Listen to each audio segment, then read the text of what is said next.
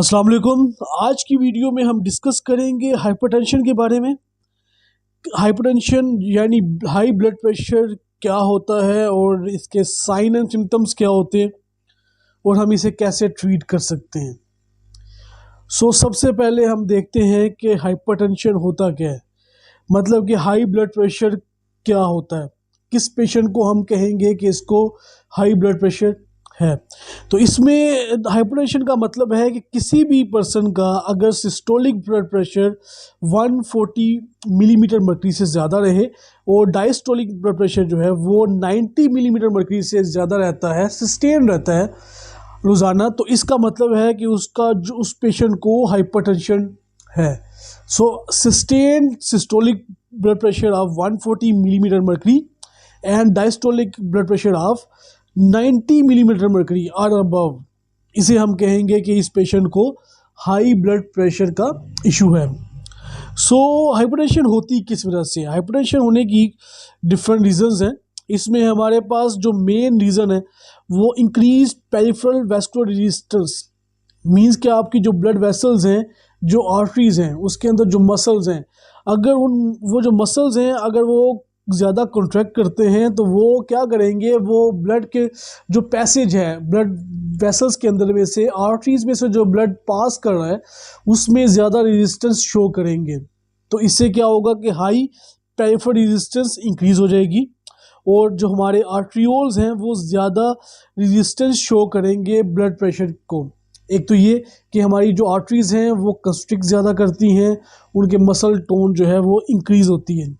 Second ये है कि अगर हमारी जो कैपेसिटेंस है, वेनस सिस्टम की कैपेसिटेंस है, अगर वो कम हो जाए, अगर वेन्स के अंदर कम ब्लड जा रहा हो और आर्टरीज में ज़्यादा ब्लड हो, तो इस कंडीशन के अंदर भी आर्टीरियल ब्लड प्रेशर जो है वो ज़्यादा हो जाएगा। इसका मतलब है कि हाइपरटेंशन का पेशेंट हो सकता है वो।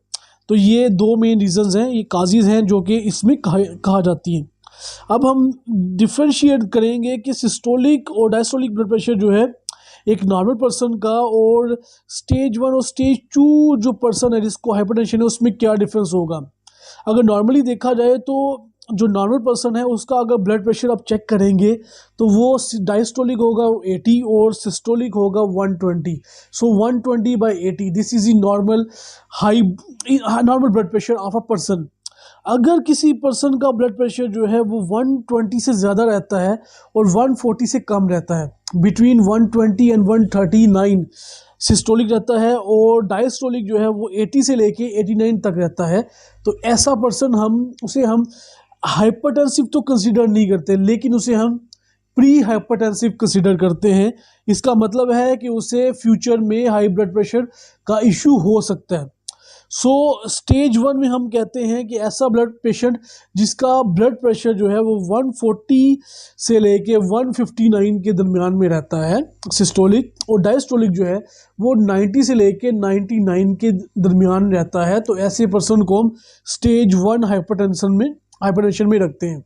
जबकि ऐसा पर्सन जिसका ब्लड प्रेशर जो है 160 प्लस में जाए सिस्टोलिक और डायस्टोलिक ब्लड प्रेशर जो है वो 100 प्लस में जाता है सस्टेन, तो ऐसे पर्सन को हम स्टेज 2 पे कंसीडर करते हैं कि ऐसा पर्सन जो है ये पर्सन जो है हमारे पास ये हाइपरटेंसिव है और ये स्टेज 2 पे है, या इससे ज़्यादा ब्लड प्रेशर भी हो सकता है उस पेशेंट को।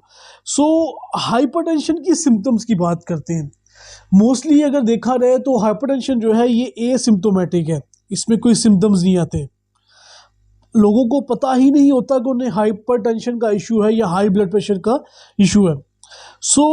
वक्त के साथ साथ जो है जब वो ब्लड प्रेशर उसका ज़्यादा रहेगा, कोई उसको सिम्टम्स आते हैं, वो जाता है डॉक्टर के पास, उसका ब्लड प्रेशर चेक किया जाता है और अगर वो ब्लड प्रेशर ज़्यादा आता है तो उस कंडीशन में वो देखता है कि उसका हाई ब्लड प्रेशर का उसको इशू है। तो इसमें अगर क्रोनिक की बात करेंगे, क्रोनिक हाइपरटेंशन, अगर आपको हाई ब्लड प्रेशर का इशू रहता है, क्रोनिक मतलब कि आपको रोज़ाना हाई ब्लड प्रेशर रहता है, तो उस कंडीशन में क्या हो सकता है। अब हाइपरटेंशन जो है मल्टीपल डिजीज़ काज कर सकता है, जैसे कि स्ट्रोक, जिसे हम सेरिब्रोवैस्कुलर एक्सीडेंट भी कहते हैं, मतलब कि आपकी जो ब्रेन की ब्लड वेसल्स हैं वो फट सकती हैं, जिसे हम स्ट्रोक की कंडीशन या ब्रेन हैमरेज कहते हैं। उसके अलावा कंजेस्टिव हार्ट फेलियर हो सकता है ऐसे पर्सन को कार्डिक मायोकार्डियल इन्फॉक्शन हो सकता है। उसके अलावा रीनल डैमेज, मतलब किडनी डैमेज हो सकती है, और उसकी जो आंखें, ऐसे लोगों की जो आई डैमेज होने के चांसेस बहुत ज़्यादा होते हैं। रेटिनल डैमेज और रीनल डैमेज कहते हैं किडनी डैमेज को, और रेटिनल डैमेज कहते हैं अगर आपकी आई साइड जो है वो डैमेज हो। तो ये सब कुछ हो सकता है अगर किसी पर्सन को का हाई ब्लड प्रेशर जो है वो सस्टेन्ड हाई रहता है, अगर वो ट्रीट नहीं करता और उसका ब्लड प्रेशर जो है वो इंक्रीज ही रहता है। अब जो अगर हम इसको बचा कैसे सकते हैं, क्योंकि ये सब डिजीज़ जो हैं किसी भी पेशेंट को की डेथ काज कर सकती हैं, तो इसको हमने ट्रीट करना है। अगर हम प्रॉपरली ट्रीट करते हैं हाइपरटेंशन को, तो हम जो मॉर्बिडिटी है और मोर्टेलिटी है, मतलब कि किसी पेशेंट को जो की डेथ रेट जो है ड्यू टू हाइपरटेंशन, उसको हम कम कर सकते हैं अर्ली डायग्नोसिस से। मतलब कि हम अगर उसको डायग्नोज प्रॉपरली कर लें, टाइमली डायग्नोज कर लें, उसका ट्रीटमेंट स्टार्ट कर दें टाइमली, तो उससे हम किसी भी पर्सन की जो लाइफ है उसको सेव कर सकते हैं। अब हम देखते हैं कि हाइपरटेंशन की काजेज़ क्या हो सकती हैं, मेजर काजेज़ क्या होती हैं। 90% जो केसेस हैं उसमें हमें नहीं पता कि काजेज़ क्या हैं, क्या काज है, अननोन काज हो सकती है। मतलब कि विदाउट एनी काज जो है पेशेंट को हाइपरटेंशन होती है, जिसे हम कहते हैं एसेंशियल हाइपरटेंशन, या इसका दूसरा नाम होता है प्राइमरी हाइपरटेंशन। अगर किसी पर्सन को हाई ब्लड प्रेशर का मसला है और उसकी काज हमें नहीं पता, तो इसको कहेंगे हम प्राइमरी हाइपरटेंशन या एसेंशियल हाइपरटेंशन। इसे हम आइडियोपैथिक भी कहते हैं। 10% पेशेंट्स के अंदर जो है सेकेंडरी हाइपरटेंशन हो सकती है, और सेकेंडरी हाइपरटेंशन जो है वो किसी डिजीज़ की वजह से हो सकती है। अब यहाँ पे कौन कौन सी डिजीज़ हैं, इसमें हमारे पास रीनल डिजीज़ हो सकती है, अगर किसी पर्सन को किडनी का मसला है, क्रोनिक किडनी प्रॉब्लम है, उस वजह से हो सकती है। अगर किसी बंदे को मतलब डायबिटीज़ थी और डायबिटीज़ लॉन्ग टर्म रहती है और वो किडनी को डैमेज करती है, तो जो किडनी डैमेज हो रही है डायबिटीज़ की वजह से, वो किडनी डैमेज जो है आगे से हाई ब्लड प्रेशर भी काज कर सकती है। उसके अलावा हमारे पास फ्यूक्रोमोसाइटोमा आता है, जिसमें हम कहते हैं कि एड्रीनल ग्लैंड जो है उसका ट्यूमर हो सकता है काज इसकी, क्योंकि अगर एड्रीनल ग्लैंड का ट्यूमर बनेगा तो उस कंडीशन में एड्रीनल ग्लैंड जो है वो ज़्यादा अमाउंट में एपिनेफ्रीन बनाएगा, और एपिनेफ्रीन जो है वो फिर आगे से हाई ब्लड प्रेशर काज कर सकती है। या हम कहते हैं कि किसी पर्सन को अगर स्ट्रेस है और लॉन्ग टर्म स्ट्रेस है, स्ट्रेस काफ़ी अर्से से स्ट्रेस थी, तो स्ट्रेस भी काज कर सकती है, और उसके अलावा रोटिक कोरेक्टेशन जो है ये भी काज कर सकती है हाइपरटेंशन। ये तो मेन डिजीज़ हो सकती है। उसके अलावा हम कहते हैं कि फैमिली हिस्ट्री, अगर किसी बंदे की, अगर आपकी फैमिली के अंदर हाई ब्लड प्रेशर का मसला है, आपके बड़ों में, आपकी वालदैन में, आपके भाई बहनों में, तो पॉसिबल है कि जो बाकी लोग होंगे उन्हें भी हाइपरटेंशन का इशू हो सकता है। उसके अलावा जो है हमारे पास जो मेल्स हैं, मिडिल एज मेल्स की बात करेंगे, सेक्स की बात करेंगे, तो मेल्स में हाइपरटेंशन का इशू ज़्यादा होता है एज़ कम्पेयर टू फीमेल। उसके अलावा आपका जो इन्वायरमेंट है वो बहुत ज़्यादा इसमें रोल प्ले करता है, सच एज स्ट्रेस। अगर आपका स्ट्रेसफुल इन्वायरमेंट है तो उससे हाई ब्लड प्रेशर हो सकता है। अगर किसी पर्सन में डाइट, अगर सोडियम डाइट आप बहुत ज़्यादा ले रहे हैं, नमक बहुत ज़्यादा यूज़ कर रहे हैं, तो वो हाइपरटेंशन काज कर सकता है। और उसके अलावा स्मोकिंग भी हाई ब्लड प्रेशर जो है वो काज कर सकती है। सो ये कुछ हमारे पास जो है रीजंस हैं, कुछ कंडीशंस हैं, काजेज़ हैं जो कि हाइपरटेंशन काज कर सकती हैं। अब हमारे पास आता है कि हाइपरटेंशन जो है उसके लिए रिस्क फैक्टर्स कौन कौन से हैं, मतलब किन लोगों में ज़्यादा चांसेस हैं कि उनको हाइपरटेंशन हो सकती है। सो अगर आपके ब्लड रिलेटिव्स, मतलब कि आपके माँ बाप को अगर हाइपरटेंशन का मसला है, उन्हें हाई ब्लड प्रेशर का इशू है, तो बच्चों में भी ये मसला हो सकता है। एक तो ये लोग रिस्क पे होंगे, दूसरा वो आदमी जिनकी एज 55 प्लस होती है, 55 साल से ऊपर के लोग आदमी उनकी उसके अंदर उनको हाइपरटेंशन हो सकती है, हाई ब्लड प्रेशर का मसला हो सकता है। उसके अलावा वो औरतें जिनको पोस्ट मेनोपॉजल वुमन, जिनके अंदर मेंस्ट्रुअल साइकिल जो है वो स्टॉप हो जाता है, तो उसके बाद कुछ हार्मोनल चेंजेस प्रोड्यूस होती हैं बॉडी के अंदर, वो हार्मोनल चेंजेस जो है वो भी हाइपरटेंशन काज कर सकती हैं। उसके अलावा ओबेसिटी लिंक्ड है, ओबीस पर्सन्स में हाइपरटेंशन होने के चांसेस बहुत ज़्यादा होते हैं। स्मोकिंग, अगर आप चेन स्मोकर हैं तो आपको लॉन्ग टर्म में हाइपरटेंशन हो सकती है।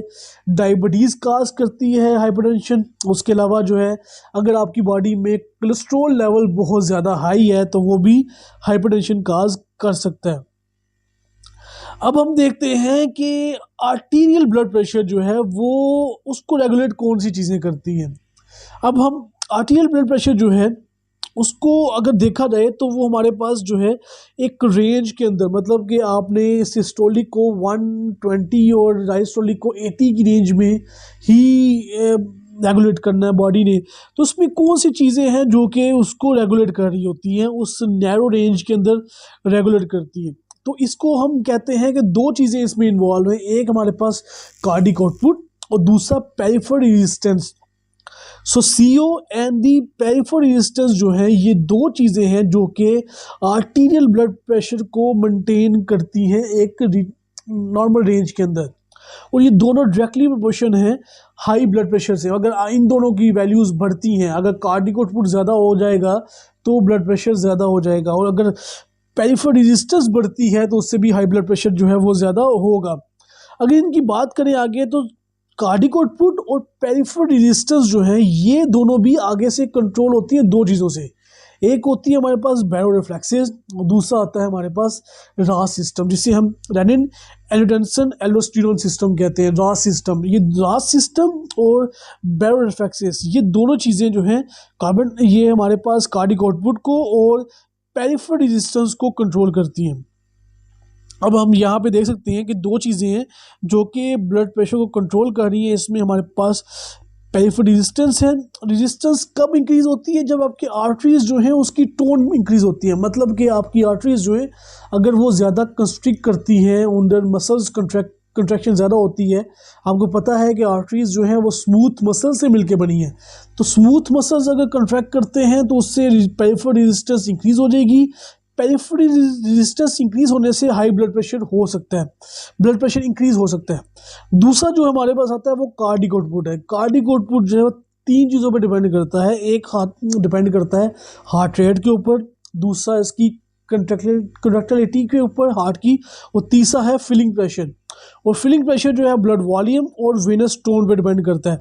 सो अगर आपका ब्लड वॉल्यूम ज़्यादा है और वेनस टोन ज़्यादा है, मीन्स कि वेन्स कंस्ट्रिक्ट करती हैं तो ज़्यादा ब्लड जाएगा हार्ट की तरफ, तो इसका मतलब है कि आपके वेंट्रिकल्स जो हैं ज़्यादा फिल हो जाएंगे और फिलिंग प्रेशर जो है वो बढ़ जाएगा। जब फिलिंग प्रेशर बढ़ेगा तो वो कार्डिक आउटपुट को इंक्रीज़ करेगा, आपका हार्ट जो है ज़्यादा ब्लड को पंप करेगा ब्लड वेसल्स की तरफ, तो उससे ब्लड प्रेशर इंक्रीज़ हो जाएगा।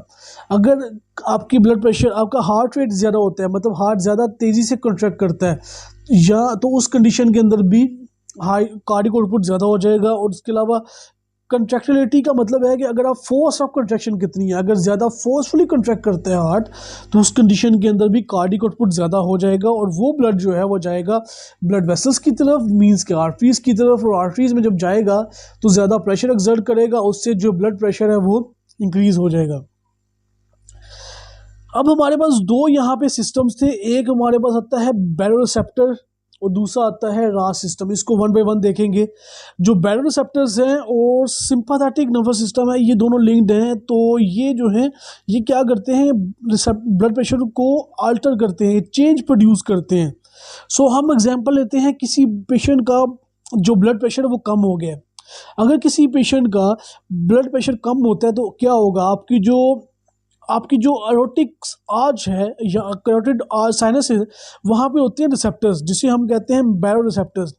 वो क्या करेंगे, वो डिटेक्ट करेंगे लो ब्लड प्रेशर को। वो जैसे ही लो ब्लड प्रेशर होता है, ब्लड प्रेशर कम होता है, तो उसको डिटेक्ट करेंगे, और वो रिसेप्टर्स जो है इंफॉर्मेशन भेजेंगे इम्पल्स की फॉर्म में to the spinal cord. Spinal cord के अंदर सेंटर होता है कार्डियोवास्कुलर सेंटर। वहाँ पे इम्पल्सेस जाएंगी और वो इम्पल्सेस इंफॉर्मेशन लेके जाएंगी स्पाइनल कॉर्ड के पास कि पर्सन का ब्लड प्रेशर कम हो चुका हुआ है। अब उस कंडीशन में क्या होगा कि आपका जो सिंपैथेटिक नर्वस सिस्टम है वो एक्टिवेट होगा और वो क्या करेगा, वो आपके हार्ट रेट को इंक्रीज़ कर देगा, कार्डिक आउटपुट ज़्यादा हो जाएगा और वेसल्स को कंस्ट्रिक्ट करवाएगा वहाँ पे, और उस कंडीशन के अंदर वेस्कुलेचर्स जो होंगी वो कंस्ट्रिक्ट करेंगी। वेजो कंस्ट्रिक्शन की वजह से और कार्डिक आउटपुट ज़्यादा होने की वजह से क्या होगा कि ब्लड प्रेशर जो है वो इंक्रीज़ हो जाएगा, जो कम हुआ था वो नॉर्मल पे आ जाएगा। दूसरा हमारे पास जो सिस्टम आता है वो आता है रेनिन एंजियोटेंसिन एल्डोस्टेरोन सिस्टम, जिसे हम रास सिस्टम भी कहते हैं। अब इसमें क्या होता है कि जो आपकी किडनी है उसके ऊपर होते हैं बैरोरिसेप्टर्स। जो ब्लड आपकी किडनी की तरफ जा रहा है उसका अगर वो ब्लड कम हो जाता है, मींस के लो ब्लड प्रेशर की कंडीशन में अगर किडनी की तरफ कम ब्लड जा रहा है तो उस कंडीशन में क्या होगा कि जो किडनी है उसको डिटेक्ट करेगी, बैरोरिसेप्टर्स उसको डिटेक्ट करेंगे और वो क्या करेंगे, वो आगे से सिंपैथेटिक नर्वस सिस्टम जो है एक्टिवेट करेंगे। और वो जो सिंपैथेटिक नर्वस सिस्टम एक्टिवेट होगा वो किस वजह से होगा, क्योंकि जो किडनी है उसके ऊपर बीटा 1 रिसेप्टर्स मौजूद हैं। बीटा 1 रिसेप्टर्स जो है उसके ऊपर आगे बाइंड करेगी रेनिन। जब रेनिन बाइंड करेगी बीटा 1 रिसेप्टर्स के ऊपर तो रेनिन क्या करेगी, आगे से कन्वर्ट करेगी एंजियोटेंसिन को एंजियोटेंसिन 1 के अंदर। एंजियोटेंसिन 1 जो है वो कन्वर्ट होगा एस एंजाइम की मौजूदगी में एंजियोटेंसिन 2 के अंदर।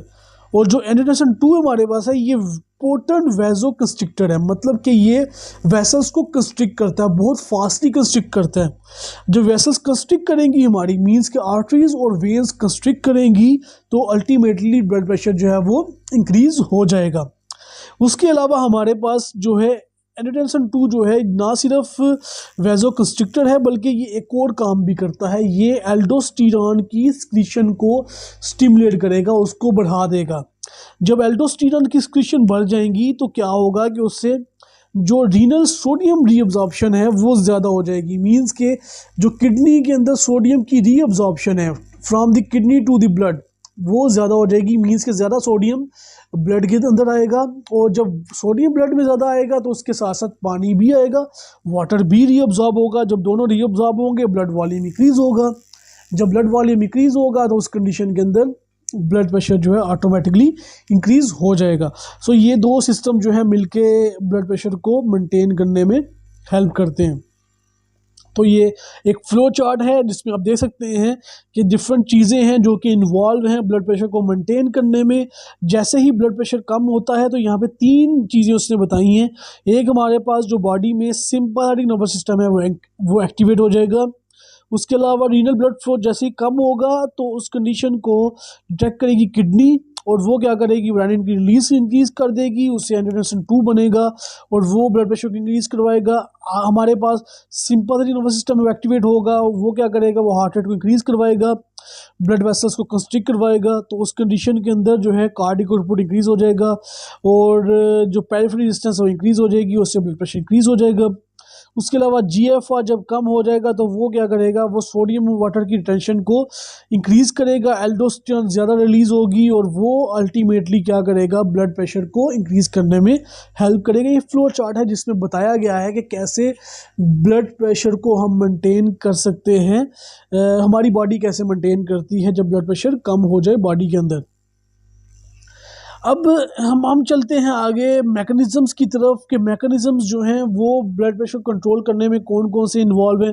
सो मोस्टली हम जो ड्रग्स यूज़ करते हैं वो 2 चीज़ों पे डिपेंड करती है। अगर हम किसी पर्सन को हाई ब्लड प्रेशर का मसला है तो हमने उसका ब्लड प्रेशर कम करना है, उसके लिए हम 2 चीज़ें करेंगे। एक तो कार्डिक आउटपुट को कम कर देंगे और दूसरा हम कोशिश करेंगे कि पेरिफेरल रेजिस्टेंस जो है उसको हम कम करें। तो 2 चीज़ें अगर हम कम करते हैं तो उससे ब्लड प्रेशर जो है वो कम हो जाएगा। आगे हम ड्रग्स देखेंगे। सो मेजरली जो हाइपरटेंशन है उसकी ट्रीटमेंट, अगर उसके गोल की बात करें तो उसका गोल, मेन गोल क्या है, गोल ये है हमारा कि हमने लाइफ को बचाना है। जो पेशेंट है उसको ट्रीट करना है, हाइपरटेंशन को ट्रीट करना है और रीनल और सीवीएस की जो मॉर्बिडिटी है और मोर्टेलिटी है जिसके डेथ होने के चांसेस बहुत ज़्यादा होते हैं, हाइपरटेंशन की वजह से उसको हमने कम से कम करना है, क्योंकि हमें पता है कि जो ब्लड प्रेशर है उसकी वजह से बहुत सारी हार्ट की डिजीज़ हो सकती हैं। तो अगर हम ब्लड प्रेशर को मेंटेन करते हैं तो हम कार्डियोवैस्कुलर डिजीज़ को कम कर सकते हैं। सो हमने क्या किया, तो हमने एक को क्लासीफाई किया प्री हाइपरटेंशन। प्री हाइपरटेंशन में हम ये कहते हैं कि हम एजुकेट करते हैं लोगों को, जिन लोगों का ब्लड प्रेशर नॉर्मल से ज़्यादा रहता है, उन्हें हाइपरटेंशन तो नहीं है, लेकिन उसे हम एजुकेट करेंगे कि आप अपनी लाइफस्टाइल को चेंज करें, और एजुकेट करना है उनको कि अपनी लाइफस्टाइल को चेंज करके वो अपना ब्लड प्रेशर जो है मेंटेन रखें, ताकि उन्हें फ्यूचर में हाई ब्लड प्रेशर का मसला ना आए।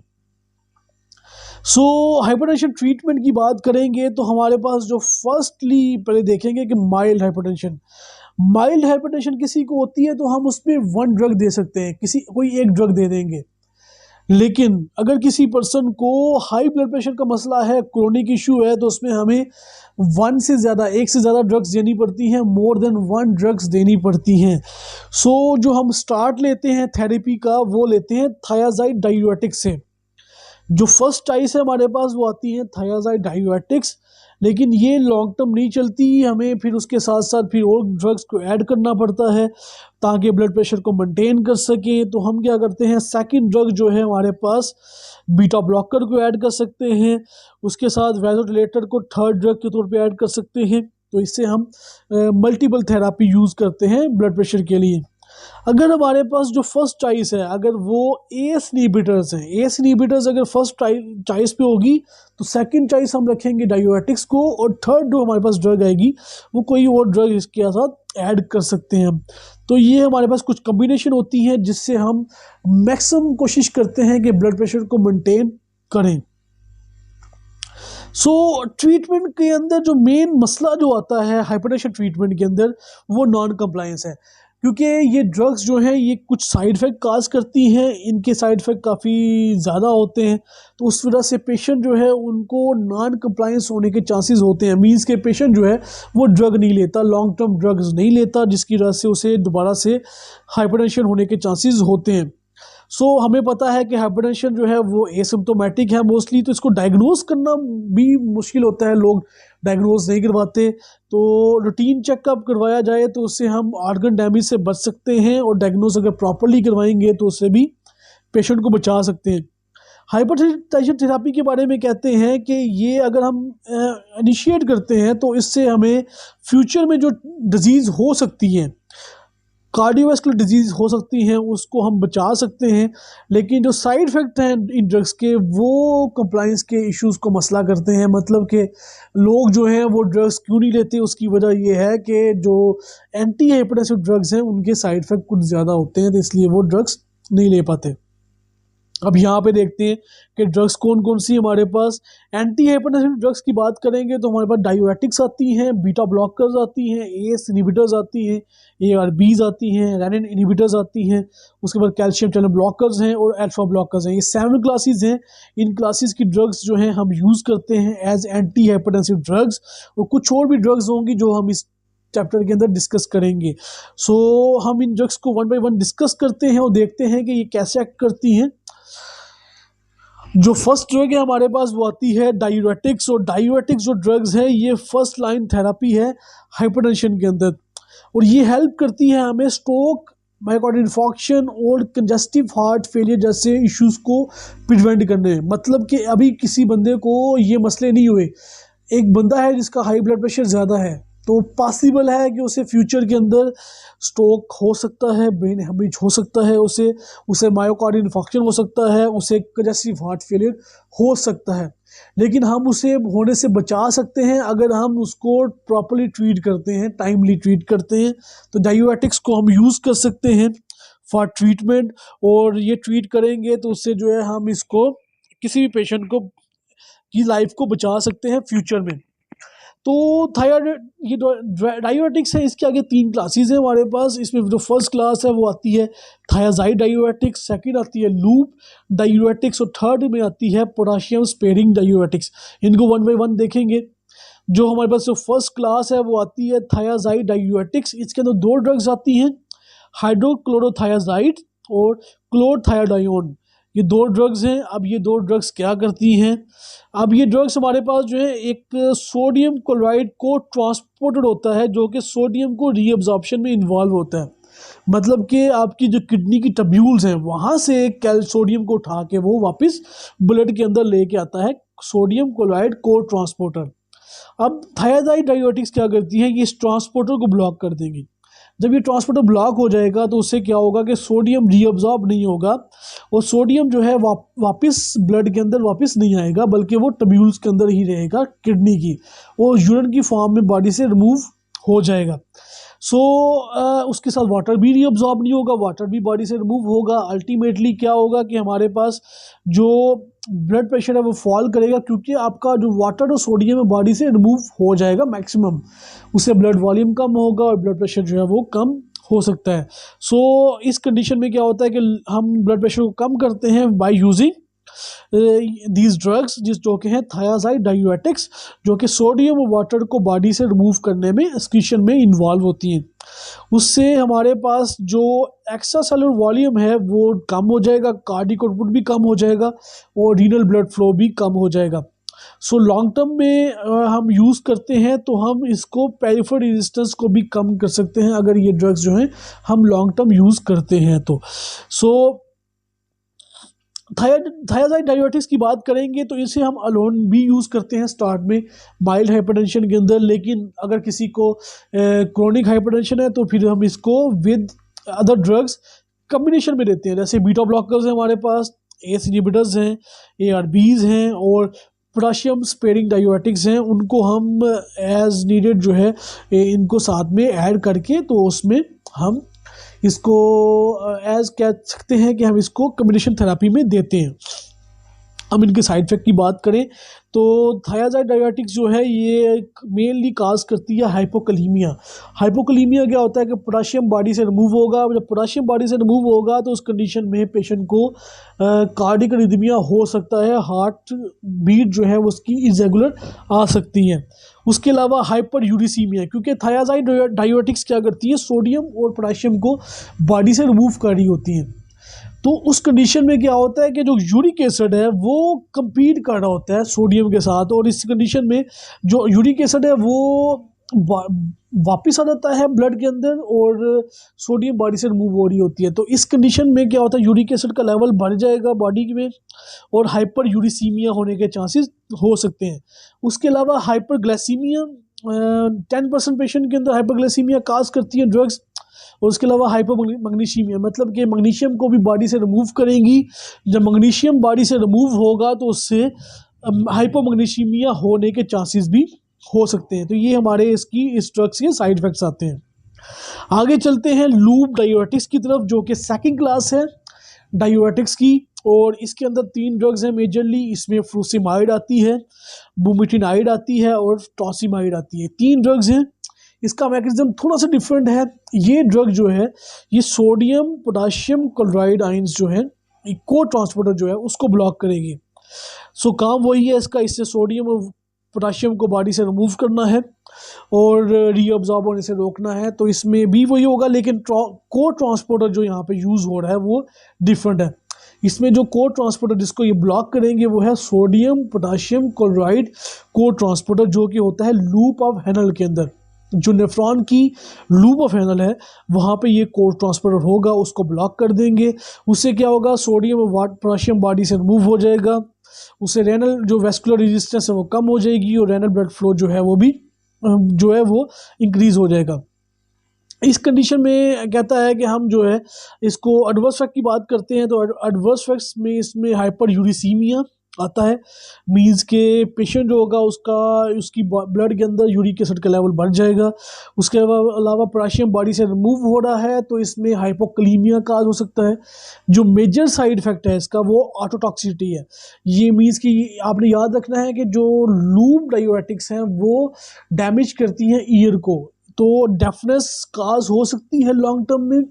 ऑटोटॉक्सिटी काज करती हैं ड्रग्स। उसके अलावा ये ब्लड प्रेशर को बहुत ज़्यादा फॉल करवाती हैं, क्योंकि जब सोडियम और पोटाशियम बॉडी से रिमूव होगा तो वाटर भी रिमूव होगा बहुत जल्दी, तो ब्लड वॉल्यूम कम हो जाता है और उससे हाइपोवॉलीमिया हो सकता है। मींस के वॉल्यूम ऑफ ब्लड कम हो जाएगा और रैपिडली जब डिक्रीज करेगा ब्लड वॉल्यूम तो उस कंडीशन के अंदर हाइपोटेंशन होने के चांसेस हो सकते हैं।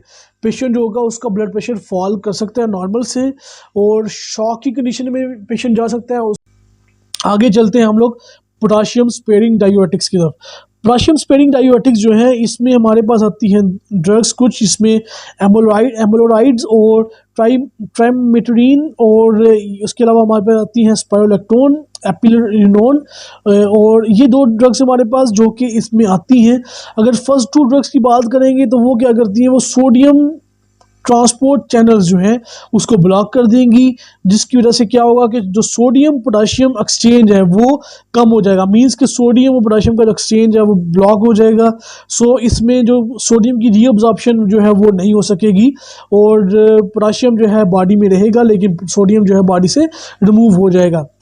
इसके अलावा स्पाइरोलेक्टोन हमारे पास आती हैं जो कि है एल्डोस्टेरोन रिसेप्टर एंटागोनिस्ट। तो स्पाइरोलेक्टोन्स जो है वो ऐसे पेशेंट में जिनको कंजस्टिव हार्ट फेलियर का मसला होता है उसमें ये ज़्यादा इफेक्टिव है, ये यूज़ होती है। तो इनके जो मेन एडवर्स इफेक्ट आता है वो हाइपर कैलीमिया आता है, मींस के पोटाशियम लेवल आपकी बॉडी में ज़्यादा हो सकता है इन ड्रग्स की वजह से। ये हो गया हमारे पास डायूरेटिक्स जो कि फर्स्ट क्लास थी। नेक्स्ट क्लास की तरफ चलते हैं जो कि हैं बीटा ब्लॉकर्स। अब बीटा ब्लॉकर्स जो हैं ये भी हमारे पास जो है फर्स्ट लाइन थेरापी के अंदर ही आती हैं। ऐसे लोग जिनको हार्ट फेलियर होता है, जिनको एंजाइना का मसला होता है, या जिनको मायोकार्डियल इन्फेक्शन हो, या उनको पहले प्रीवियसली मायोकार्डियल इन्फेक्शन हो चुका हुआ है, इन लोगों में ये फर्स्ट लाइन थेरापी है बीटा ब्लॉकर्स। ऐसे लोग जिनको हार्ट का मसला है, हार्ट फेलियर हो चुका या एंजाइना का मसला है, जिन्हें या मायोकार्डियल इन्फेक्शन हो सकता है या हो चुका है, ऐसे लोगों में हम बीटा ब्लॉकर्स को प्रेफर करते हैं। ये फर्स्ट लाइन ड्रग्स हैं उन लोगों में। सो ये क्या करती हैं, ये कार्डियक आउटपुट को कम कर देंगी और ब्लड प्रेशर को कम करेंगी। कैसे कम करेंगी? बेसिकली ये करती हैं कि बीटा 1 रिसेप्टर होते हैं आपके हार्ट के ऊपर, उनको ये ब्लॉक कर देंगी, जिससे जो सिंपैथेटिक नर्वस सिस्टम है वो ब्लॉक हो जाएगा, वो इनहिबिट हो जाएगा। उस कंडीशन के अंदर जो है हार्ट रेट स्लो हो जाएगा, हार्ट की कंट्रैक्शन कम हो जाएगी, फोर्स ऑफ कंट्रैक्शन कम हो जाएगी, कार्डियक आउटपुट कम हो जाएगा, ब्लड कम जाएगा, ब्लड वेसल्स के अंदर ब्लड प्रेशर फॉल करेगा। उसके अलावा ये क्या करती हैं, रेनिन की फॉर्मेशन जो है उसको कम कर देगी किडनी के अंदर, उससे जो है एंजियोटेंसिन 2 कम बनेगा, और वो हमें पता है कि क्या करता है, वो हमारे पास वेज़ोकंस्ट्रिक्टर है, ब्लड प्रेशर कम ज़्यादा करता था, तो इससे हमें फ़ायदा ये होगा कि ब्लड प्रेशर फॉल करेगा। सो एल्डोस्टेरोन की सिक्रीशन भी उसमें कम हो जाएगी और अल्टीमेटली क्या होगा, ब्लड वॉल्यूम जो है वो हमारा कम हो जाएगा और पेरिफेरल रेजिस्टेंस भी कम हो जाएगी, ब्लड प्रेशर फॉल कर जाएगा। तो बीटा ब्लॉकर्स जो हैं बेसिकली दो जगह पे काम करते हैं। एक आपके हार्ट पे काम करते हैं और हार्ट को ब्लड प्रेशर को हार्ट को स्लो कर देंगे, और दूसरा ही काम क्या करेंगे, किडनी के ऊपर, किडनी में रेनिन की सिक्रीशन को कम कर देंगे, अल्टीमेटली रास सिस्टम ब्लॉक हो जाएगा और उससे जो है ब्लड प्रेशर कम हो जाएगा। तो ये हमारे पास पूरा एक चार्ट है जिसमें आप देख सकते हैं कि जो हमारे पास बीटा ब्लॉकर्स है वो क्या करते हैं, वो बीटा 1 रिसेप्टर्स जो किडनी के ऊपर है उसको ब्लॉक कर देंगे या उसको स्लो कर देंगे, उनको ब्लॉक करेंगे। उससे क्या होगा, अगर रेनिन नहीं बनेगी, और रेनिन जब नहीं बनेगी तो उससे एंजियोटेंसिन 2 नहीं बनेगा, वो नहीं बनेगा तो उस कंडीशन के अंदर एल्डोस्टेरोन की फॉर्मेशन कम हो जाएगी, उससे सोडियम वाटर रिटेंशन कम हो जाएगी और ब्लड वॉल्यूम कम हो जाएगा, अल्टीमेटली ब्लड प्रेशर फॉल करेगा। उसके अलावा ये हार्ट के ऊपर एक्ट करते हैं, बीटा 1 रिसेप्टर होते हैं हार्ट के ऊपर, उससे कार्डियक आउटपुट कम हो जाएगा और अल्टीमेटली जो है ब्लड प्रेशर भी कम हो जाएगा। तो बीटा ब्लॉकर्स जो हैं ये दोनों इफेक्टिव हैं। अब बीटा ब्लॉकर्स की बात करेंगे तो इसमें भी हमारे पास कुछ ड्रग्स हैं जिसमें प्रोपेनालोल आती हैं जो कि नॉन सेलेक्टिव है, बीटा 1 बीटा 2 रिसेप्टर दोनों पे एक्ट करती है। उसके अलावा सेलेक्टिव ड्रग्स आती हैं जिसमें मीटोप्रोलोल, अटीनोलोल और नबीवोलोल, ये कुछ ड्रग्स हैं जो कि बीटा 1 रिसेप्टर्स के ऊपर जाके ब्लॉक करती हैं उनको, और ये सेलेक्टिव ड्रग्स हैं। अब इसमें जो हमारे पास प्रोपेनाडोल है, इसको हम कंट्राइंडिकेट कहते हैं ऐसे लोगों में जो कि एज़मा का जिनको मसला हो, मींस कि एज़मा के जो पेशेंट होंगे उसमें हम प्रोपेनाडोल को यूज़ नहीं करते क्योंकि ये ब्रोंकोकंस्ट्रिक्शन काज करेंगी, उससे एज़मा का अटैक जो है वर्स हो सकता है। सो बीटा ब्लॉकर्स को हमें काफ़ी हफ्तों तक लेना पड़ता है ताकि जो फुल इफेक्ट है इनका आए, मतलब कि ये फर्स्ट डोज के ऊपर सेकंड डोज के ऊपर अफेक्ट बहुत अच्छा इफेक्ट प्रोड्यूस नहीं करती, इन्हें फ्यू वीक्स लेना पड़ता है। आफ्टर फ्यू वीक्स जो है ये ड्रग्स जो है अपना फुल इफेक्ट प्रोड्यूस करती हैं। अब इनके साइड इफेक्ट की बात करेंगे तो बीटा ब्लॉकर्स जो है वो ब्रेडिकार्डिया काज करती हैं, मींस के हार्ट रेट को कम कर देंगी। हाइपोटेंशन काज करती हैं, मींस के ब्लड प्रेशर को कम कर देंगी। उसके अलावा सीएनएस के इफेक्ट प्रोड्यूस करती हैं जिससे फटीग आता है, इंसोम्निया, लेथर्जी, डिक्रीज लिबिडो, ये सारी काज कर सकती है। उसके अलावा इसके जो साइड इफेक्ट्स के अंदर आता है वो मायोकार्डियल इन्फॉक्शन। सो अगर आप पेशेंट जो है वो बीटा ब्लॉकर्स ले रहा था कुछ महीनों से, वो सडनली वो छोड़ देता है बीटा ब्लॉकर्स लेना, तो उसमें उस पेशेंट को मायोकार्डियल इन्फॉक्शन होने के चांसेस हो सकते हैं, तो इससे डेथ भी हो सकती है। ये हमारे पास जो है कुछ ड्रग्स की बताया गया है कि कौन कौन सी ड्रग हैं जो कैसे एक्ट करती हैं रास सिस्टम के ऊपर। उसमें देखा जाए तो हमारे पास कुछ ड्रग्स हैं जैसे कि रेनिन इनहिबिटर्स हैं, वो क्या करेंगी, वो रेनिन की फॉर्मेशन को कम कर देंगी। उसके बाद आएंगी हमारे पास एस इनहिबिटर्स जो कि एस की फॉर्मेशन को कम कर देंगी। और आगे आएंगी एआरबीज जो कि एंजियोटेंसिन 2 की फॉर्मेशन को, उसको एआरबीज क्या करेंगी कि एंजियोटेंसिन 2 जो है उसको रिसेप्टर से बाइंड करने से रोकेंगी। तो इसमें हम देखते हैं कि हमारे पास जो सबसे पहले है ये रास सिस्टम में क्या होता है कि रेनिन जो है वो फॉर्म होती है। जब रेनिन फॉर्म होती है तो रेनिन जो है वो आगे से एंजियोटेंसिन 1 को 2 में कन्वर्ट करवाना, मतलब उसने क्या करना है, एंजियोटेंसिन 1 को एक्टिवेट करना है। जब रेनिन नहीं बनेगी, अब उसको ब्लॉक कर देंगे रेनिन को, तो उससे एंजियोटेंसिन 1 नहीं बनेगा, तो उससे रास सिस्टम ब्लॉक हो जाएगा। चले अगर हम कहते हैं कि एंजियोटेंसिन 1 बन गया तो उससे 2 में कन्वर्ट होना है। 2 में कन्वर्ट होने के लिए उसे एस इंजाइम चाहिए होता है जिसे हम एंजियोटेंसिन कन्वर्टिंग इंजाइम कहते हैं। तो अगर ये इंजाइम को हम ब्लॉक कर देते हैं एस इनहिबिटर से, तो क्या होगा कि एंजियोटेंसिन 1 जो है वो 2 में कन्वर्ट नहीं होगी और आगे से ब्लड प्रेशर जो है वो कंट्रोल कर दिया जाएगा। लेकिन हम कहते हैं चले हमारे पास एंजियोटेंसिन 2 भी बन गया, तो उसके बाद हम क्या करेंगे, हम एंजियोटेंसिन 2 को ब्लॉक कर देंगे कि वो रिसेप्टर से बाइंड ना करें। जब वो रिसेप्टर से बाइंड नहीं करेगा तो उससे क्या होगा कि ब्लड प्रेशर कम हो जाएगा, उससे पेरिफेरल रेजिस्टेंस कम हो जाएगी, एल्डोस्टेरोन की सिक्रीशन कम हो जाएगी। तो अल्टीमेटली जो है हम रास सिस्टम को ब्लॉक कर सकते हैं। 3 जगहों पे हम इसको ब्लॉक, 3 चीज़ें ब्लॉक करके इनको वन बाय वन देखेंगे। इसमें जो फर्स्ट आती है हमारे पास वो आती है एस इनहिबिटर्स। एस इनहिबिटर्स में हमारे पास आती हैं प्रिल वाली ड्रग्स आती हैं, जिसमें आती है बेनाजिप्रिल, कैप्टोप्रिल, एनालाप्रिल, फोजिनोप्रिल, लजीनोप्रिल, क्विनाप्रिल, रैमीप्रिल, ये सारी ड्रग्स जो हैं ये आती हैं एस इनहिबिटर्स के अंदर। और ये ड्रग्स जो हैं ये यूज़ की जाती हैं विद डायोरेटिक्स के साथ या बीटा ब्लॉकर्स के साथ इनको यूज़ करेंगे और कहते हैं कि हम इनको यूज़ कर सकते हैं और इस कंडीशन के अंदर ये इफेक्टिव भी हैं ज़्यादा। और कहता है कि हम मोस्टली इसको यूज़ करते हैं डायोरेटिक्स के साथ। अब इसकी मैकेनिज्म देख लेते हैं, मैकेनिज्म कैसे चेक करता है। तो एस इनहिबिटर्स जो हैं ये ब्लड प्रेशर को कम करेंगी by inhibiting the angiotensin converting enzyme. अब ये जो हमारे पास एंजियोटेंसिन कन्वर्टिंग एंजाइम है ये क्या करता है, ये हमारे पास जो एंजियोटेंसिन 1 है उसको कन्वर्ट करना होता है 2 के अंदर। एंजियोटेंसिन 1 को एंजियोटेंसिन 2 के अंदर कन्वर्ट करने के लिए हमें एएस की जरूरत पड़ती है। एएस का मतलब है एंजियोटेंसिन कन्वर्टिंग एंजाइम।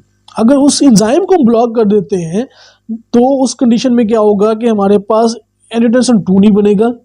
जब एंजियोटेंसिन 2 नहीं बनेगा तो वो पेरिफेरल रेजिस्टेंस कम हो जाएगी और उस कंडीशन के अंदर जो हमारे पास कार्डियक आउटपुट है वो कम हो जाएगा और हार्ट रेट भी कम हो जाएगा। उसके अलावा ये ड्रग्स क्या करती हैं, ये इनहिबिट करती हैं ब्रेकडाउन ऑफ ब्रेडिकाइनिन। ब्रेडिकाइनिन जो है ये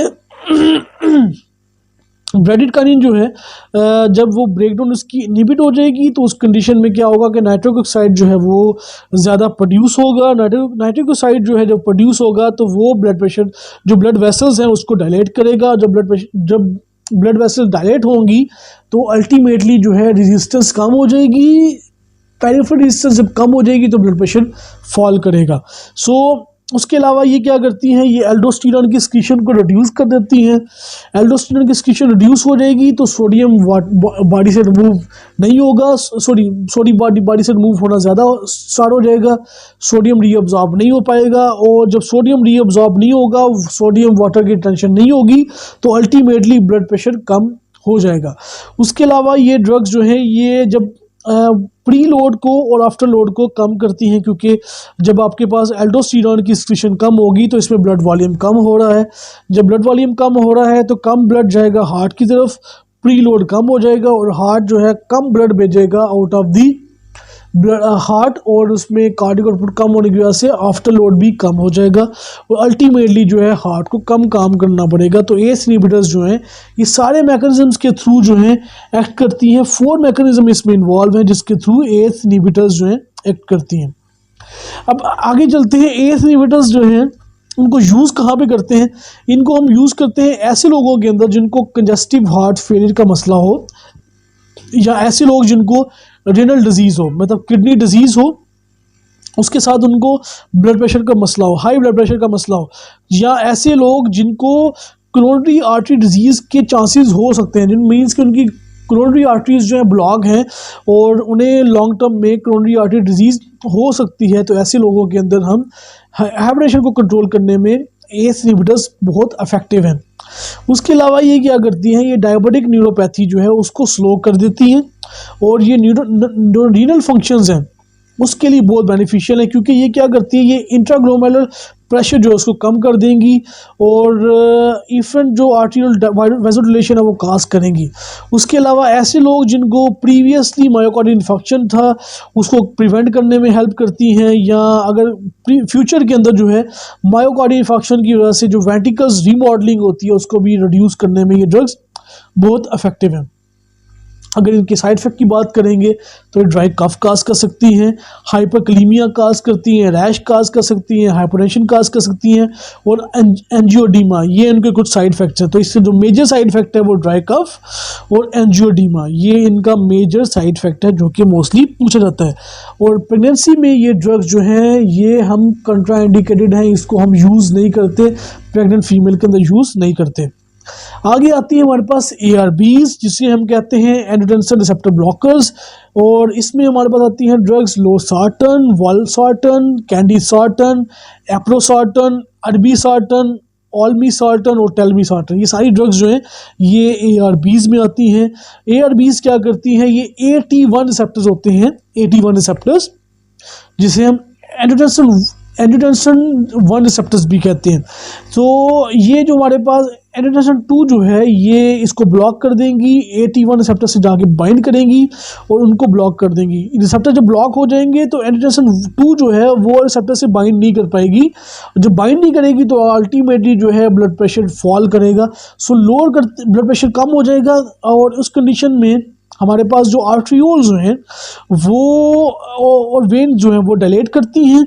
उसके अलावा एल्डोस्टेरोन की सिक्रीशन जो है ब्लॉक हो जाएगी, उस कंडीशन में सोडियम रीअब्जॉर्प्शन कम हो जाएगी, सोडियम बॉडी से रिमूव होगा और वाटर रिटेंशन भी कम हो जाएगी, वाटर भी बॉडी से रिमूव होना स्टार्ट हो जाएगा क्योंकि एल्डोस्टेरोन की इनहिबिशन यहाँ पे हो जाएगी। सो ARBs जो हैं ब्रेडिकाइनिन के ऊपर कोई इफेक्ट नहीं है इनका, सो ये आपके ब्लड वेसल्स को डायरेक्टली डायलेट नहीं करती। और उसके अलावा इनकी बात करें तो ये नेफ्रोटॉक्सिटी जो है ये डायबिटीज़ के अंदर जो नेफ्रोटॉक्सिटी हो सकती है, मींस के डायबिटिक पेशेंट के अंदर जो किडनी का मसला आ सकता है उसको ये कम करती हैं, उसको रिड्यूस करेंगी। इनके साइड इफ़ेक्ट की बात करें तो इनके साइड इफ़ेक्ट सभी सेम हैं जो कि एस इनहिबिटर्स के हमने पीछे पढ़े थे, except angioedema and dry cough. ये ड्राई कफ और एंजियोडीमा काज नहीं करती, बाकी सभी साइड इफ़ेक्ट जो हैं ये काज करती हैं। और ये ड्रग्स भी कंट्राइंडिकेटेड हैं प्रेगनेंसी के अंदर, हम इसको यूज़ नहीं करते। जो नेक्स्ट क्लास आती है ड्रग्स की वो आती है रेनिन इनहिबिटर्स। रेनिन इनहिबिटर्स के अंदर एक ही ड्रग है एलेस्क्रीन। एलेस्क्रीन जो ड्रग है ये क्या करेगी, ये रेनिन की फॉर्मेशन को इनहिबिट कर देगी। सो क्या होगा कि हमारे पास जो ब्लड प्रेशर है उसको कंट्रोल करेंगे बाय इनहिबिटिंग रेनिन। रेनिन जो है उसको इनहिबिट कर देंगे। उस कंडीशन में क्या होगा कि हमारे पास आगे से एएस जो इनहिबिटर्स हैं और एआरबीज हैं उसको भी ये काफ़ी इफेक्टिव है। जैसे कि एस इनहिबिटर्स इफेक्टिव थे, एआरबीज इफेक्टिव थे, सेम वैसे ही ये इफेक्टिव है, क्योंकि ये रेनिन नहीं बनेगा तो आगे रॉस सिस्टम एक्टिवेट नहीं होगा और हमारे पास ब्लड प्रेशर इंक्रीज नहीं होगा, कम हो जाएगा। सो ये इनको हम कॉम्बिनेशन थेरेपी में यूज़ करते हैं विद अदर ड्रग्स। और ये मेटाबोलाइट्स, इनकी मेटाबॉलिज्म होती है साइटोक्रोम 3A4 एंजाइम से, और ये ड्रग इंट्रैक्शन भी काज कर सकती हैं। अगर इनकी बात करें एडवर्स इफेक्ट की, तो इसमें डायरिया, ड्राई कफ और एंजियोडीमा, ये इनके साइड इफेक्ट आते हैं, लेकिन ये बहुत कम है as compare to AS inhibitors. AS inhibitors के अंदर जो ड्राई कफ है और एंजियोडीमा वो ज़्यादा होता है। रेनिन इनहिबिटर्स के अंदर ये कम होता है लेकिन बहुत कम होता है। उसके अलावा हाइपरकलीमिया ये काज कर सकती हैं, मीन्स के पोटेशियम के लेवल को इंक्रीज कर सकती हैं ब्लड के अंदर। ये हो गया हमारे पास रेनिन इनहिबिटर्स। उसके बाद आते हैं हम नेक्स्ट क्लास की तरफ, जिसका नाम है calcium channel blockers. Calcium channel blockers की आगे से 3 क्लासेस हैं हमारे पास, जिसमें जो फर्स्ट क्लास आती है उसका नाम है डाइफेनल्क्लामाइंस। डाइफेनल्क्लामाइंस में आती है वेरापामिल, और आगे दूसरी जो क्लास है वो आती है बेंजोडाइजेपिन्स। बेंजोडाइजेपिन्स के अंदर आती है डिल्टियाजन, और नेक्स्ट हमारे पास आती है डाइहाइड्रोपिरिडीन्स। और उसके बाद उसमें जो फर्स्ट हमारे पास जनरेशन ड्रग्स हैं उसमें आती है निफिडिपिन। सेकेंड जनरेशन में आती है अम्लोडिपिन, फ्लोडिपिन, इस्रापिडिन, निकार्डिपिन और निसोल्डिपिन। ये कुछ ड्रग्स हैं जो कि कैल्शियम चैनल ब्लॉकर्स के अंदर आती हैं। अब कैल्शियम चैनल ब्लॉकर्स क्या करती हैं? कैल्शियम चैनल ब्लॉकर्स क्या करती हैं कि ये कैल्शियम के जो चैनल्स हैं उनको ब्लॉक कर देंगी हार्ट के अंदर। हार्ट के अंदर होते हैं कैल्शियम के चैनल्स। जब वो चैनल्स को ब्लॉक कर देंगी तो उससे जो स्मूथ मसल्स और हार्ट के मसल्स जो हैं, जो कोरोनरी आर्टरीज के स्मूथ मसल्स हैं, वहाँ पे जब ये चैनल्स को ब्लॉक कर देंगी तो उस कंडीशन के अंदर जो वेसल्स होती हैं उसमें कैल्शियम की जो एंट्री है सेल के अंदर वो कम हो जाएगी, ब्लॉक हो जाएगी। जब कैल्शियम सेल के अंदर नहीं जाएगा तो मसल कॉन्ट्रैक्ट नहीं करेगा। मसल जब कॉन्ट्रैक्ट नहीं करेगा तो रिलैक्स हो जाएगा। उस कंडीशन में क्या होगा कि आपके जो आर्ट्रियोल्स हैं, जो हार्ट की आर्टरीोल्स हैं, वो रिलैक्स कर जाएंगी, डायलेट कर जाएंगी, और ब्लड प्रेशर जो है डिक्रीज हो जाएगा। सिंपल है बिल्कुल कि आपकी जो कोरोनरी आर्टरीज हैं और जो आपकी हार्ट के अंदर जो कैल्शियम के चैनल्स हैं उसको उन्होंने क्या करना है, स्मूथ मसल्स के अंदर जो चैनल्स हैं उसको ब्लॉक करना है। जब ये ब्लॉक हो जाएंगे स्मूथ मसल्स के अंदर कैल्शियम के चैनल्स, तो कैल्शियम का इन्फ्लक्स मीन कि कैल्शियम सेल के बाहर से सेल के अंदर नहीं आ सकेगी। और कैल्शियम जब सेल के अंदर आती है तो वो कंट्रैक्शन काज करती है। जब वो आएगी नहीं तो मसल कॉन्ट्रैक्ट नहीं करेगा। स्मूथ मसल जब कॉन्ट्रैक्ट नहीं करेंगे तो रिलैक्स हो जाएंगे, और जब स्मूथ मसल रिलैक्स हो जाएंगे तो आर्टरीज जो है वो डायलेट कर जाएंगी। जब डायलेट करेंगी आर्टरीज तो उस कंडीशन में ब्लड जो है ईजिली फ्लो कर सकेगा हार्ट की आर्टरीज में से, और ब्लड प्रेशर जो है वो रिड्यूस हो जाएगा। सो ये फर्स्ट लाइन एजेंट है ऐसे पेशेंट के अंदर जिनको एस्थमा भी हो। ऐसे पेशेंट जिनको फर्स्ट लाइन एजेंट है, ऐसे patient use when the preferred first line agents are contraindicated और ineffective like in patient with asthma. Asthma के पेशेंट में क्या होता है कि हम दूसरी ड्रग्स नहीं ले पाते तो हम इनको प्रेफर करते हैं। और उसके अलावा जो है ये एंजाइना के पेशेंट के अंदर, डायबिटीज़ के पेशेंट के अंदर बहुत इफेक्टिव हैं। डाइहाइड्रोपिरिडीन के बारे में कहते हैं कि इसकी जो एफिनिटी है वो वेसल्स के ऊपर ज़्यादा होती है दैन दी जो हमारे पास जो है कैल्शियम चैनल्स जो कि हमारे पास मौजूद हैं हार्ट के ऊपर। तो इसमें बेसिकली जो वेसल्स के ऊपर जो कैल्शियम चैनल्स होंगे उसके ऊपर ज़्यादा एफिनिटी है, तो ये जो हमारे पास डाइहाइड्रोपिरिडीन है ये ज़्यादा इफेक्टिव होती हैं और ये ज़्यादा इफेक्टिव इफेक्ट प्रोड्यूस करती हैं ब्लड प्रेशर कम करने में। तो ये हमारे पास कुछ ड्रग्स थी जो कि कैल्शियम चैनल ब्लॉकर्स हैं, और ये हाइपरटेंशन के अंदर, एंजाइना, टैकीरिथमियाज में यूज़ करते हैं हम इनको। उसके अलावा बीटा ब्लॉकर्स के साथ ये सेफ़ हैं। तो ये इनकी कुछ आपके पास ड्रग्स आती हैं। आगे चलते हैं इनके साइड इफ़ेक्ट की तरफ। साइड इफ़ेक्ट की बात करेंगे तो इनमें जो मेजर साइड इफ़ेक्ट आता है वो हाइपरटेंशन आता है, मींस कि ब्लड प्रेशर फॉल कर जाएगा। हाइपोटेंशन काज कर सकती हैं। कॉन्स्टिपेशन जो मेजरली जो साइड इफ़ेक्ट है वेरापामिल का वो कॉन्स्टिपेशन है जो कि काज करती है। उसके अलावा डाईहाइड्रोपिरिडीन की बात करेंगे तो फटीक और हेडेक काज करती हैं, फ्लशिंग काज करती हैं ड्रग्स। वेरापामिल को कहते हैं कि इनको आपने क्रोनिक हार्ट फेलियर के पेशेंट के अंदर अवॉइड करना है, और उस ऐसे पेशेंट इनको आर्ट्रियोवेंट्रिकुलर ब्लॉकेज हो चुकी होती है उसमें हम उनको यूज़ नहीं करते, क्योंकि ये नेगेटिव आइनोट्रॉपिक और डोमोट्रॉपिक जो इफेक्ट है वो प्रोड्यूस करती हैं। और डिल्टियाज़म के बारे में कहा जाता है कि ये less negative inotropic effect produce करती हैं, तो ये यूज़ की जा सकती हैं एज कम्पेयर टू वेरापामिल। और निफिडिपिन्स जो हैं वो जिंजिवल इनलार्जमेंट काज करती हैं, मीन्स के जो मसूड़े होते हैं, आपके दांत के अंदर मसूड़े होते हैं, उनको इनलार्ज कर सकती हैं, उनको बड़ा कर सकती हैं, उनका साइज़ बड़ा कर सकती हैं अगर ये ड्रग्स हम लेते हैं तो, निफिडिपिन लेते हैं तो। नेक्स्ट हमारे पास जो ड्रग आती है वो आती है अल्फा ब्लॉकर्स। अल्फा ब्लॉकर्स जो हैं इसमें आती है प्राजोसिन, डॉक्सोसिन और टेराजोसिन, ये 3 ड्रग्स हैं। अब ये क्या करेंगी, अल्फा 1 रिसेप्टर्स जो हैं उनको ब्लॉक कर देंगी।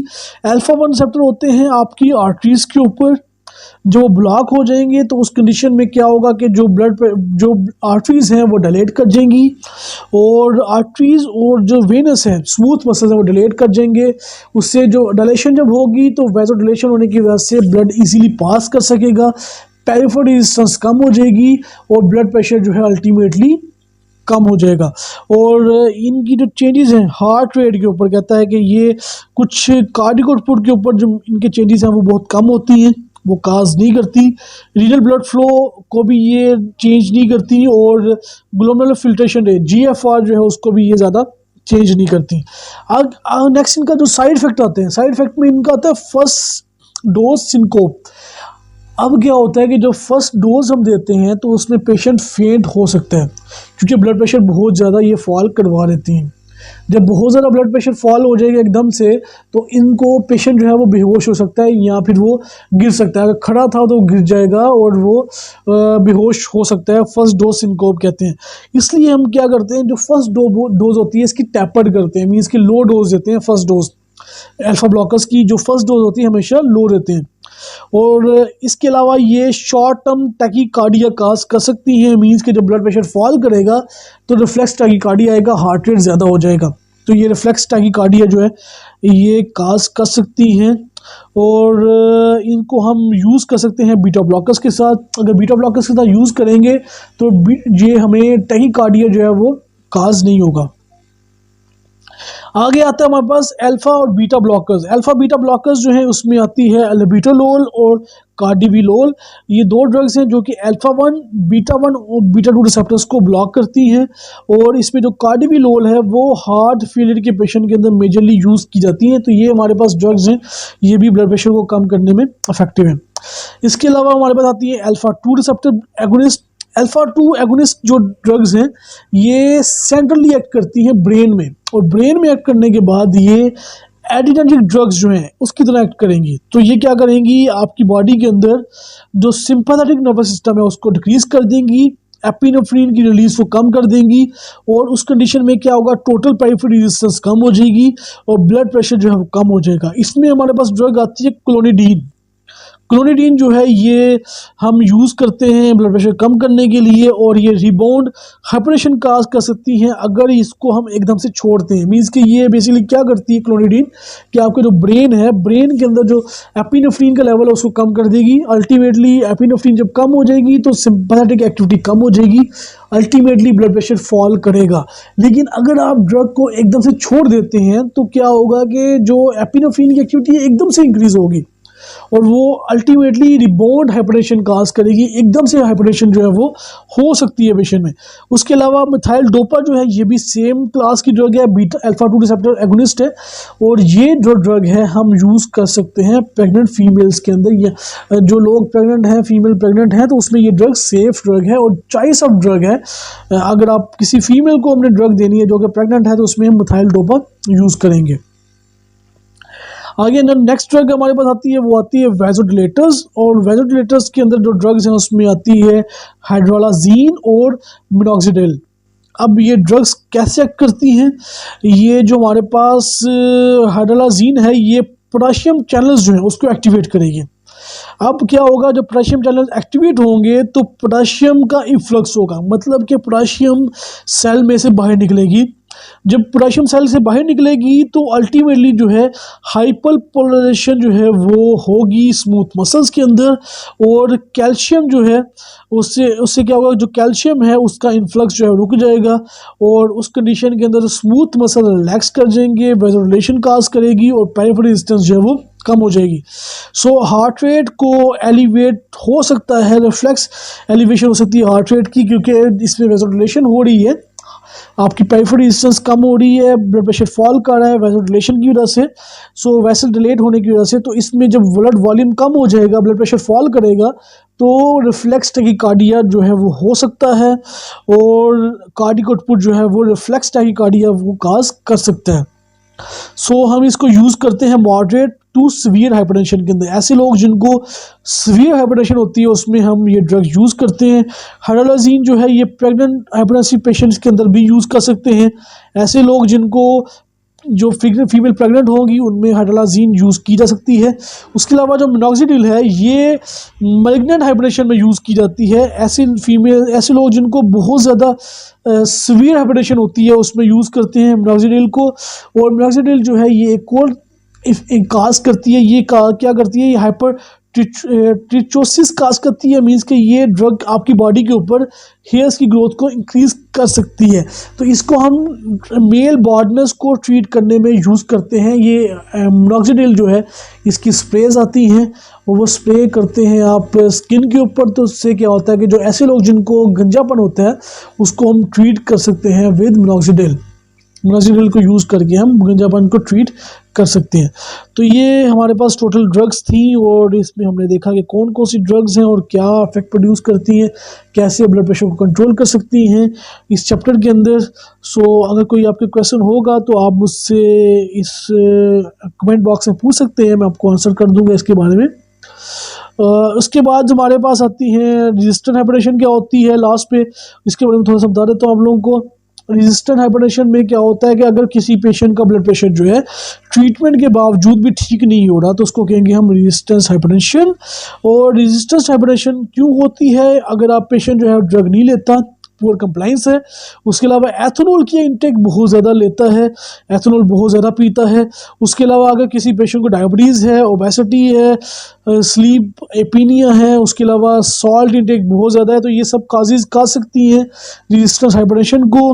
और ऐसे पेशेंट जो कि एंटी डिप्रेसेंट भी होते हैं उनके अंदर भी ये डिजीज़ हो सकती है, रेजिस्टेंस हाइपरटेंशन हो सकती है, मीन्स कि ब्लड प्रेशर कंट्रोल नहीं हो पाता, आप ड्रग लेने के बावजूद भी ब्लड प्रेशर जो है वो कंट्रोल नहीं हो पाता, या अगर आप डोज कम ले रहे हैं या ड्रग जो है वो कम ले रहे हैं, या फिर आप जो पेशेंट है वो सेम मैकेनिज्म की ड्रग जो है वो 2 ड्रग या 3 ड्रग यूज़ कर रहा है लेकिन सेम मैकेनिज्म की ड्रग यूज़ कर रहा है, तो उस कंडीशन के अंदर भी हाइपरटेंशन जो है वो ट्रीट नहीं हो पाती। लास्ट पे हमारे पास था हाइपरटेंसिव इमरजेंसी। अब किसी पेशेंट का अगर ब्लड प्रेशर जो है वो बीपी जो है वो 210 सिस्टोलिक 210 और डायस्टोलिक ब्लड प्रेशर जो है 150 से ज़्यादा होता है, तो ऐसे पेशेंट को हम कहते हैं कि ये हाइपरटेंसिव इमरजेंसी का पेशेंट है। उसे फिर हमें आईवी एडमिनिस्ट्रेशन करनी पड़ती है ड्रग्स की। इसमें हमारे पास ड्रग्स आती हैं लेबिटोलोल, सोडियम हाइड्रोजन नाइट्रोप्रोसाइड जो कि वेसोडिलेटर है, ये निकार्डिपिन, ये ड्रग्स हैं जो कि हम यूज़ कर सकते हैं एमरजेंसी कंडीशन के अंदर और ट्रीटमेंट के लिए। तो ये टोटल था आज का टॉपिक। क्वेश्चन होगा तो आप मुझसे कमेंट्स में पूछ सकते हैं और मैं आपको उसमें आंसर कर दूंगा। अल्लाह हाफिज़।